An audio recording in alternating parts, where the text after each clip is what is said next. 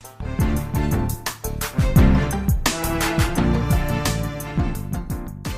and welcome to the Market Alert for Friday the 24th of March 2023. So let's kick off with the news.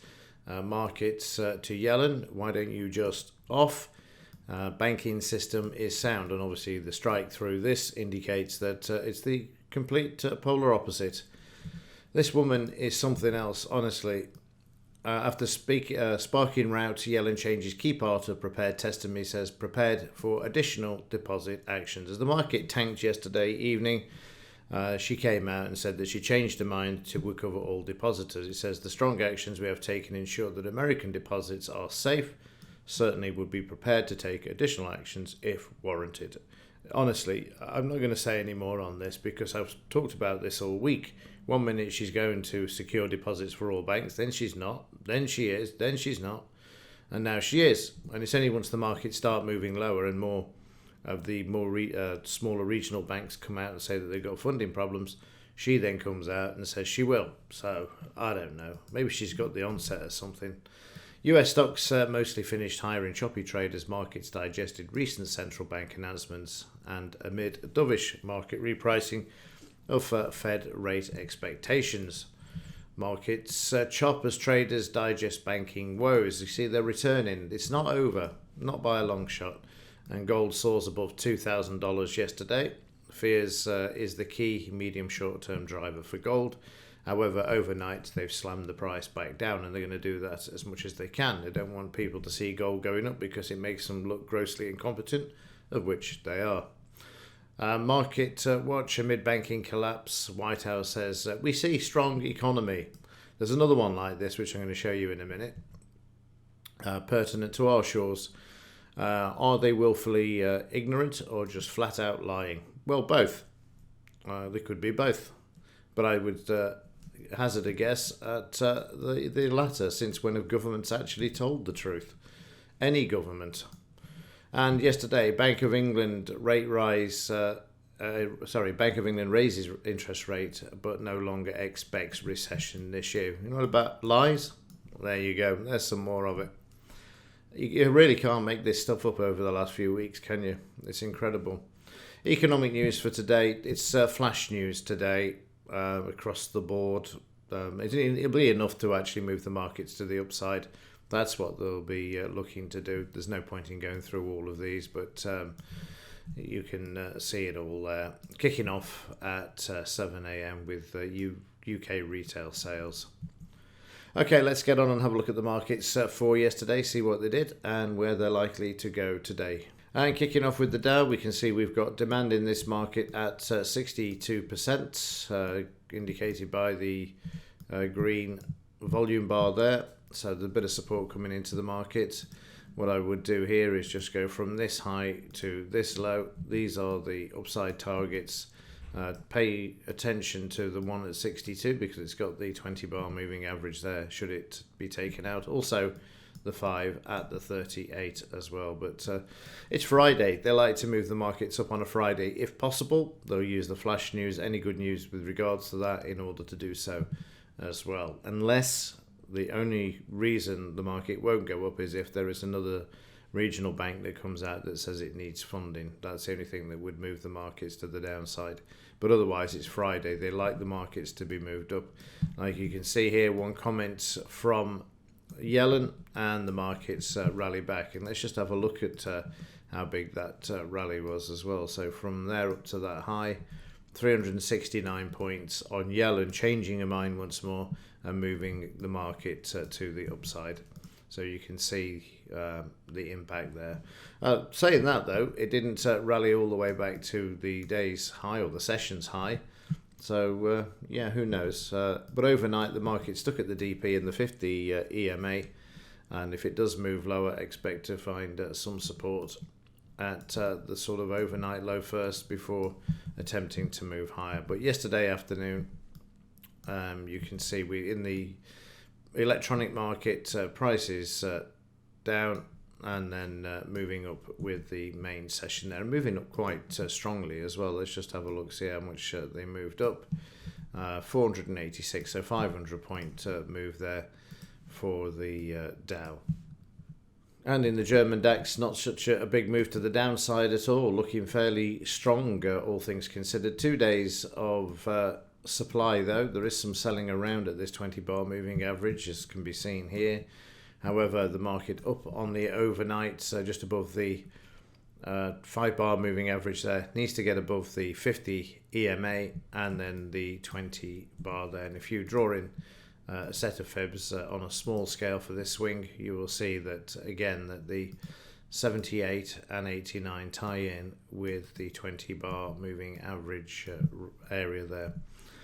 In the 30-minute DAX, we had the normal sell-off in the morning. See the market doing this and got close to the low, came within a few points of the low before moving up, staying that way until the Dow opened, when it sold off.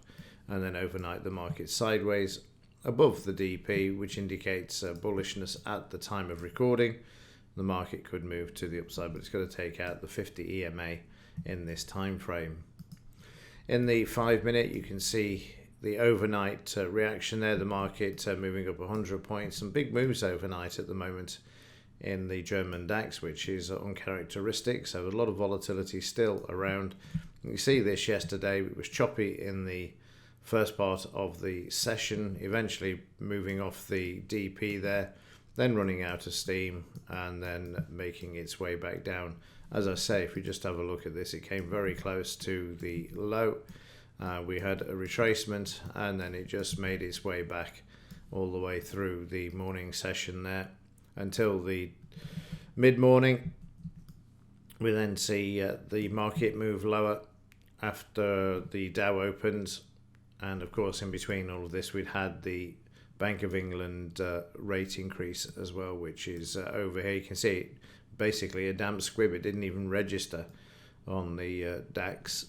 And then down with the Dow, like I say, back down to the S1, taking out the low, but soon being brought back above the low as well. So we had a shakeout down to the low and then brought back, and overnight the market stuck in this range. Got to stay above this DP in order to move higher. They're going to bring this market up, and why wouldn't they move the market up when they've got the opportunity to do so, thanks to Yellen. So yesterday, 169.93 profit, 8.21 profit factor, and win-loss 67 to 33. And for the week so far, having made up the 300 losses on Monday as well, 306 so far in profits, 1.42, not good for the profit factor. Prefer that to be 2.5 plus. And we've got 52 now to, well, make that 53.47 or whatever, 53.47 of win-loss, which again, it's not really that important. So yeah, we're recovered from Monday's afternoon's madness when I just couldn't get into the rhythm of it, but it doesn't really matter. Back in the saddle, as it were, and see what today brings, but I don't see a massive sell-off unless we get a banking situation arise out of the blue, and Yellen is just coming out and supporting the market every time. So in the S&P, market down yesterday, but back above the 200 MA on the overnight. You can see that we found support at the 62% retracement that we drew in yesterday. Went just slightly below it, but in between the 62, 78, and then back up. On the upside, we've got to take out these two swings numbers there for the fibs, 89 and 78, back above the 4,000, which again we're currently below. In the 30-minute chart, it was all going swimmingly. We got back to the 4,000 level, but then the market down to Wednesday's low, but found support, and overnight the market needs to get above the close and the DP and the two averages in order to attack yesterday's high, which it always likes to do if possible. In the FTSE 100, down yesterday in response to the Bank of England's rate increase.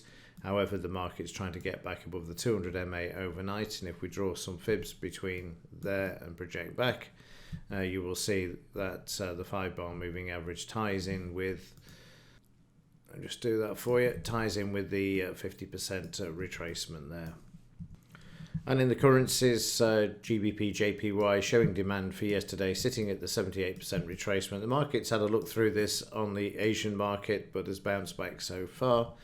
30-minute charts, yesterday the market trading up, then getting stuck at the DP in a sideways move, and eventually breaking down in the afternoon as the Dow moved lower. And then overnight in Asia, we've traded down to yesterday's low, and we've got an 89%, 100% retracement there.